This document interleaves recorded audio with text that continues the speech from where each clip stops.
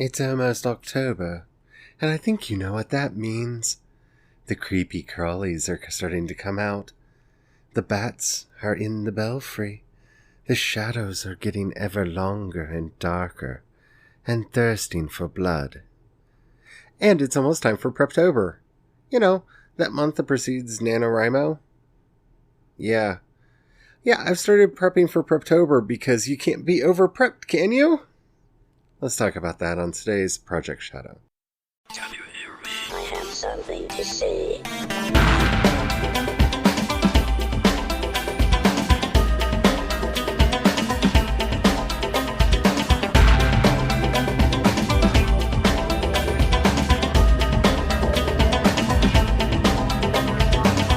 Project Shadow starts now.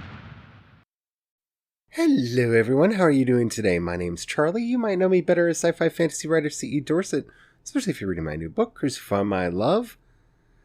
Yeah, it's almost that time of year where we all go crazy beating our heads against a wall trying to get to 50,000 words in 30 days.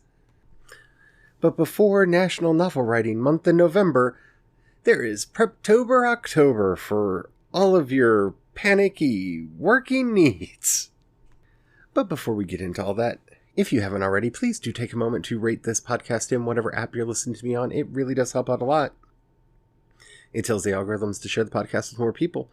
The more people that listen, the bigger the audience. The bigger the audience, the better the chance we actually get to communicate with each other. And after all, that's why I do this in the first place. Yeah, so prepping for Prep-tober. You might have guessed that was what was happening with yesterday's episode about my bullet journal and its spreads. Yeah, after I finished recording the episode, I actually did set up the journal. So it's set up and ready for me to use, even though I don't know exactly what I'm going to be doing with it because I'm that person. Yeah, prepping is not my strong suit. Preparing for anything is not something that I'm good at. And given my previous track runs, my previous history with preparing for NaNoWriMo, I don't know that it is something that I necessarily should be doing, because it seems like any time I take time to prep a story, a setting, a world for NaNoWriMo, I end up writing something completely different, because, see, an idea will strike me at around 11:30 the night before. Yeah, it's 11:30 on Halloween. My mind starts racing. I start wondering if maybe I shouldn't be writing this other thing instead of the one that I've spent all this time meticulously planning and preparing for.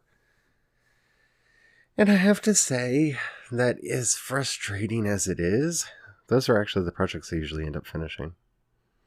Yeah. And that's maybe why I'm bad at prepping. I'm not really sure. You see, there are a lot of things that I want to do this year. There are a lot of things I wanted to get done this year. And of course, as usual, I didn't really get any of those things done because, there's this horrible thing called life that intervened along the way. So, heading into November, heading into the October before it, I really want to sit down and make a thing happen. But what is that thing? What do I want to make happen? See, technically speaking, my plans are to sit down and write Glorify My Name this November. That's my plans. I've had them all year. I've been working on other projects because that's what I'm going to be doing in October, in January.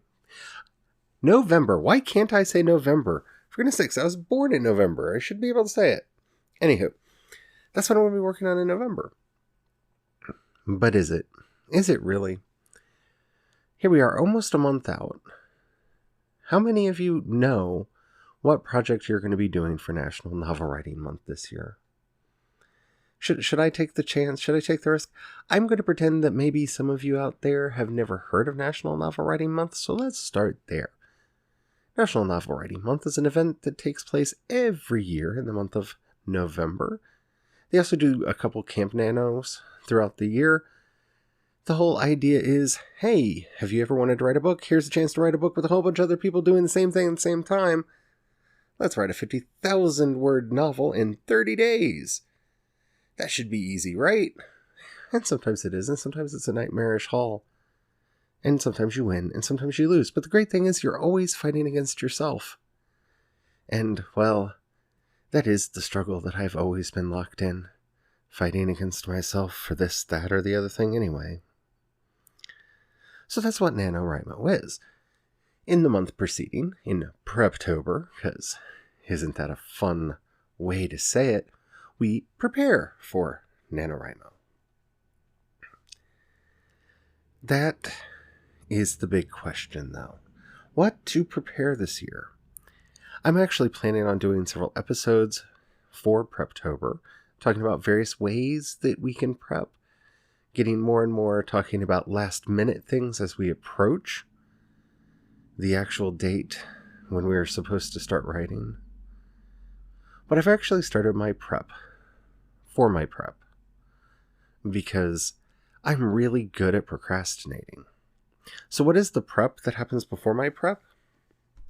Well, for me, quite honestly, I'm thinking about actually writing a novella next month. To prepare for writing a novel. Because nothing says get ready to do a long haul writing project than doing a kind of long haul writing project. But that's honestly where I am. I'm thinking about doing a novella because, I really kind of want to play around with and see what I can do with this kind of space wuxia magipunk thing that I've been playing around with. So I thought about maybe coming up with a little idea, a little novella that I could kind of crank out in a month and get it done. Because I already know that if I take time meticulously planning and preparing to write any particular work, that's probably not the work that I'm going to be doing, even though I will probably come back to it at some point. Yeah. The creative mind is a funny thing. So what should you be preparing for? Now that you know the madness that is my life, what should you be preparing for? So here are a few of my Prep-tober must-dos. Start figuring out your writing schedule. For you to be able to get your novel written in the month of November, or at least to get the 50,000 words written in November, you're going to need to write 1,667 words a day. That's not a lot. My personal writing goal is to do 1,600 words a day, and when I actually let myself write, I can do that in a couple hours sometimes. Sometimes not. It really depends on whether or not I can get into the groove. But the hardest part of getting into the groove, and the hardest part of getting anything done, is making sure that you've set aside an appropriate amount of time per day to write. Or that you've set up your schedule in such a way that you can get yourself ahead. For example, if you're planning on taking off weekends during National Novel Writing Month, then somewhere around 2,400 words a day is really the target that you want to be aiming for. If you do that, that'll give you a little bit of cushion and should be able to get you through to your 50,000 words in an appropriate amount of time. The problem is every writer is different, so you need to start figuring out exactly how long it takes you to write. And that is going to be a hugely variable thing. When I'm really in the moment, I can write up to 1,000 words an hour. I've done that on numerous occasions. They're few, they're fleeting, and I miss them when they're gone. But that's not uncommon for me. Now, 500 to 800 words an hour is not uncommon. As long as I can keep myself focused on the task at hand, I can usually get around there, which means if I'm going to write 1,600 words an hour at about 500 words an hour, that's going to be about 3-4 hours of time minimum that I'm going to need to spend to get my workout done for the day.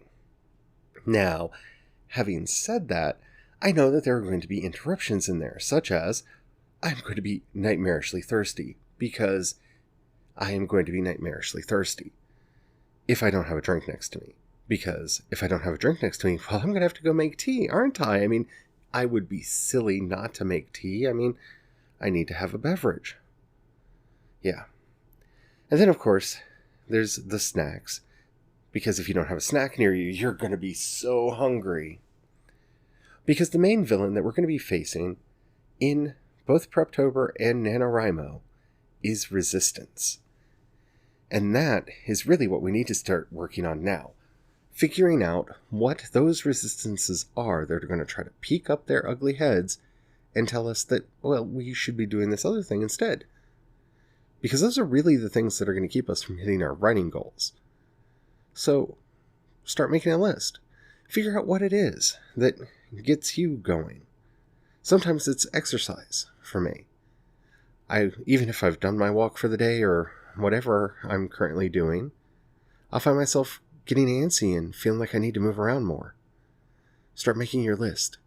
What tools is resistance going to use against you? And be prepared for them.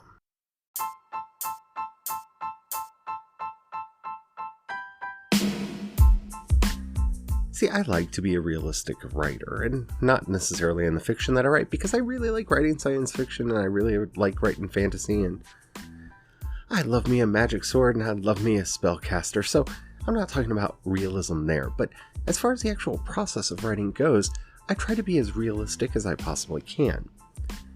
And that means dealing with resistance. If you haven't already, yesterday I recommended reading The War of Art by Stephen Pressfield. Today I'm going to recommend that more than ever, because the majority of that book is actually about dealing with resistance, which is the number one foe that we creatives have to deal with. It's not so much coming up with ideas, it's not even writer's block, which I'm not entirely convinced is a real thing. See, in my head, resistance is personified as a little winged demon that lives under my desk. It gets stirred anytime I pull my laptop out or one of my journals, and crawls up onto my shoulder to start whispering into my ear. It has a lot of things that it can whisper. It can tell me how I'm not good enough, how I'm not smart enough, how this story is uninteresting, or how I just really should give up writing. I mean, after all, it's been so long. Yeah, that's just its starter points. It also has the finer ones of, man, your knees are starting to hurt, maybe you should get up and walk now. Oh man, your back's starting to hurt, maybe you should go find yourself some kind of a cushion to put behind you. Man, you're thirsty, and that beverage that you have next to you is not the beverage that would really satiate your thirst. You should get a different one. Man, it'd be nice to have a snack right now. It has 1,000 tools at its disposal, and it often knows, better than I do, which one will distract me, which one will cause me to want to get up right then and there and do something about it. And that, in the end, is the real problem. See, we're going to talk about plotting and outlining and all those things coming up in Prep-tober, because those are important too. But not a lot of writers talk about that little demon, because every one of us has one. Now, yours may look different. Some days, mine looks like my dog or my cat, who just needs so much love and attention. I mean, how can you dare work on that novel when you could be playing with me? Sometimes it's my husband. Sometimes it's that pesky cold that comes out of nowhere and just tries to knock you out. Or that allergy attack that just gives you a migraine all day, so you don't want to open your eyes at all. You know the ones. We all have them. And if we say that we don't, we are lying to ourselves. Because every single one of us has a little resistance demon that tries to keep us from doing the things that we really want to do. So as you're getting ready, make your list. And remember, your list will never be exhaustive. But as long as you're careful and considerate when you make it, you will be able to check off a lot of the things that it's going to try to throw at you ahead of time, so that in the end, you will be able to actually accomplish the things that you set out to do. If you don't get ready, it will overcome you. It will overtake you.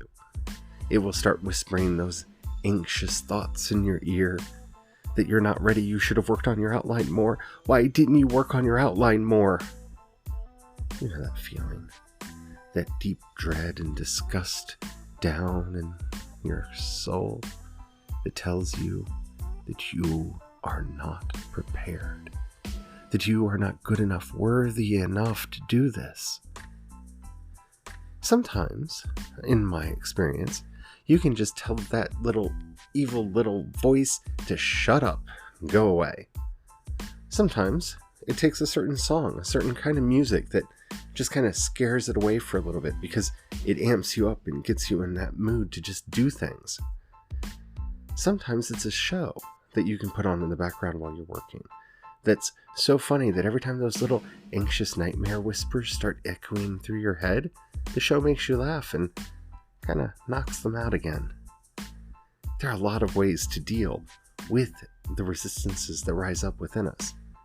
And it's important for us, especially here as we're entering Prep-tober, to figure out which tools we need to have at our disposal now, so that when we sit down in November to write, we're prepared for as much as we can be for resistance to throw at us. Because trust me, it will find new and novel ways to distract you. You know, like your carpal tunnel acting up again, like mine's been recently. And it's not really carpal tunnel, it's just I've developed a click in my wrist, and if I click it wrong, it makes my fingers feel weird. I click it again, everything's fine.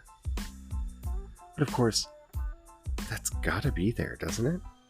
I mean, after all, I've been typing a lot, and why would I ever be allowed to get as much work done as I actually wanted to do when that little beastie can come up and make me stop? Now, once you have your list and you have your possible remedies, or at least, let's say, contingency plans set up so that you can fight off the little beastie when he tries to show up, remember the second rule. The most important rule: you will never be prepared. And I'm not saying that as an insult. I'm not saying that to make you nervous. This is the most glorious insight that you can take to heart. You will never be ready to write. You will never be ready to edit. You will never be ready to publish. Because there will always be part of you not wanting to do it. It might be that evil demon resistance, and it might just be an odd sentimentality that holds the idea a little bit too close to you and doesn't want you to give it up to the world quite yet. So bear that in mind. It's not always that little demon when you don't feel like you're ready to do a thing. Sometimes it's actually because you care so much that you want the work to be good, and you want it to be as good as you can possibly make it. You end up accidentally harming the work by not letting it breathe, by not letting it have the life that it needs to have. And that's what you need to start looking for. Because when it's our good intentions and not that horrible demon resistance holding us back, well, that's easy. No, I might not be as ready as I want to be to write this, but if I don't write it, it will never get written. We can tell ourselves that for the love of the project, we need to at least get a 0 draft finished, because without that, we'll never be able to perfect it. We'll never, ever be able to make it as perfect as we want it to be.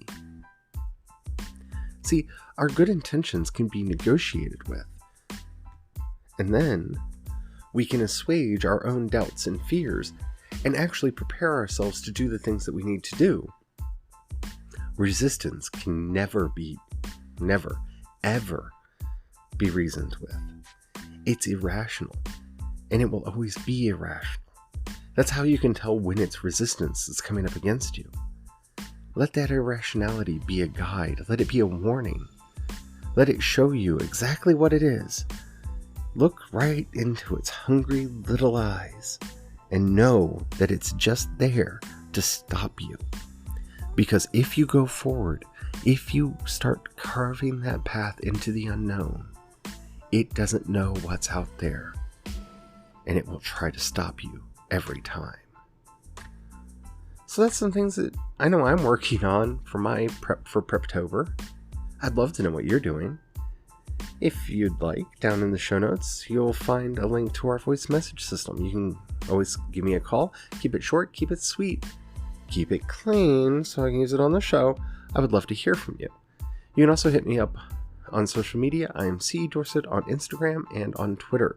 You can find links to everything that I do over at projectshadow.com.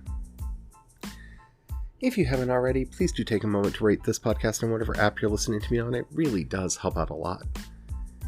And if you've got $1 you can pass my way, in the show notes you'll find a link to both my Patreon and the community support tab. The difference between the two is people on Patreon occasionally get stuff. I would love it if you could do that, and thank you to everybody who already does. But if you don't have any money right now, or you don't feel like giving, that's fine. But if you know somebody you think would like this podcast, do share it with them. That means the world to me. Alrighty, there's so much going on, and I'm going to be getting a little experimental with the podcast because I'm thinking of kind of doing like live recorded, like in the moment in C2 segments during National Novel Writing Month, and I'm probably going to try that out a couple times next month, maybe even next week, just to see how that works and see what you all think of it. Please do let me know. I really do thrive off of your feedback, and if you have anything that you think that this show could do to be better, you can always let me know. I do, after all, do this for us as a community, and not just to hear myself talk, even though apparently I do enjoy that a lot. So until next time, don't forget to have the fun. Bye.